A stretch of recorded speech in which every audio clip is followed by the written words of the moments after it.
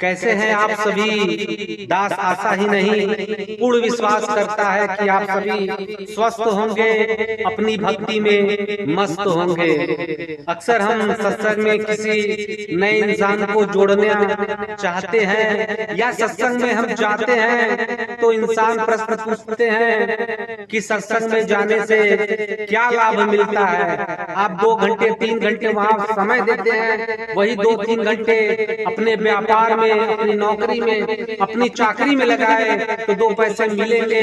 अगर आप सत्संग जाते हैं तो वहाँ जाने से आपको क्या मिलता है?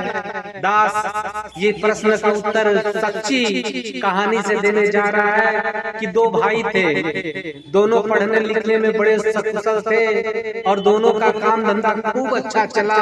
काम धंधा इतना अच्छा चला कि दोनों उस नगर के धनी सेठ के रूप में गिने जाने लगे। इन दोनों भाइयों में केवल एक ही अंतर था कि एक सत्संग में जाया करता था, दूसरा सत्संग में नहीं जाता था। अब कभी कभी बड़ा भाई छोटे भाई से कह भी देता कि अगर तुम सत्संग में जाते हो, सत्संग जाने में तुम्हें क्या मिलता है, वही समय तुम अपने धंधे में लगाओ, बिजनेस में लगाओ तो और बड़े आदमी बन जाओगे। तो छोटे भाई ने कहा कि भैया मुझे जाना बहुत अच्छा लगता है, वहाँ पर जीवन जीने की सिखलाई दी जाती है, इसलिए मैं जाता हूँ।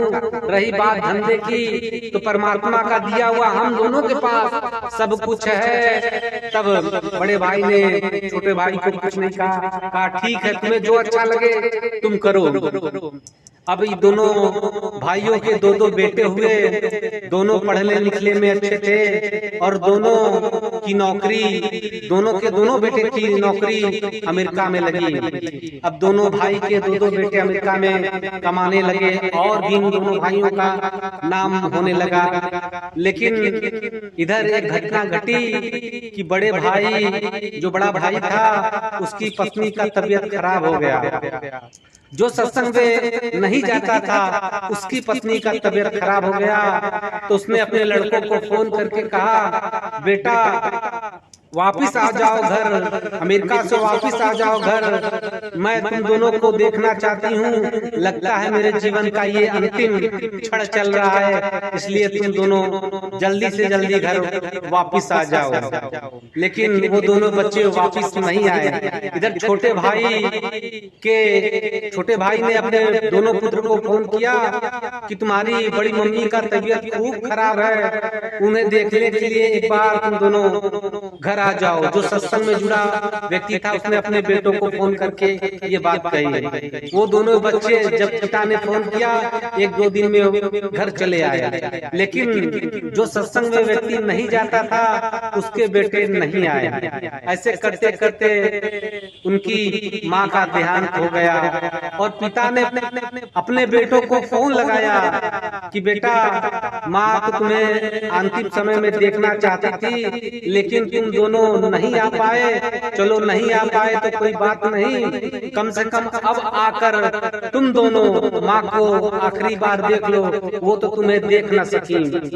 तब 2 दिन डेड बॉडी घर में पड़ी रही और अमेरिका से उनका छोटा बेटा दरवाजे पर दस्तक देता है, पिताजी को प्रणाम करता है तो पापा कहते हैं कि बड़ा बेटा कहाँ है? तो छोटे बेटे ने कहा कि पापा भैया ने कहा है कि मम्मी मरी है, तुम चले जाओ, जब पापा मरेंगे तो मैं चला जाऊंगा।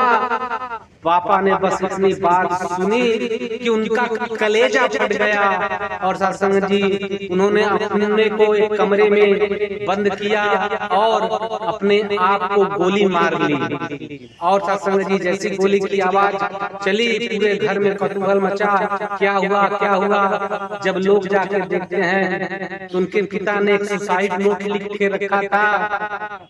उसमें लिखा था कि तुम अपनी माँ को देखने जिंदा थी तब नहीं आए, मर गए तब पर भी नहीं आए, और छोटा आया तो ये कहता है कि जब पिताजी मरेंगे तो मैं जाऊंगा, अभी माँ मरी है तुम जब जाओ। तो ऐसा करो बेटा, मैंने गोली अपने आप को इसलिए मार रहा हूँ कि बेटे को फिर ये तकलीफ दोबारा उठाना ना पड़े। छोटा आया है, इसी बार दोनों जन का अंतिम संस्कार करके वापस अपने अमेरिका चले जाओ, तुमको ये कष्ट दोबारा उठाना न पड़े। सत्संग जी, बड़े सोचने की बात है कि जिस धन दौलत की खातिर हम दौड़ लगा रहे हैं, जिसके पास नहीं है वो तो परेशान है ही, और जिसके पास भरा पड़ा है सत्संग जी, उसके पास अपने माता पिता को समय देने का भी समय नहीं है। और पिता का कलेजा देखिए, उन्होंने अपने पुत्र कि जब तुमको आना दोबारा कष्ट है, इसलिए उन्होंने खुद को गोली मारकर एक ही दिन अपना और अपनी पत्नी का अंतिम संस्कार करवाना स्वीकार समझा। वहीं दूसरी ओर छोटे भाई के बेटों को देखिए, वो तो अपने बड़ी मम्मी को देखने के लिए पिता ने मात्र फोन किया, वो दोनों हाजिर हो गए देखने के लिए। तो सत्संग जी, ये होता है संस्कार। ये संस्कार आते कहाँ है? ऐसे हैं सत्संग जी, ये संस्कार आते हैं सदगुरु के चरण से, सत्संग से। सत्संग जी, ये जीवन जीने का जो तरीका और सलीका आता है, ये केवल गुरु चरणों से ही आता है। इसीलिए तो संत महापुरुष करते हैं कि दुनिया के कारखाने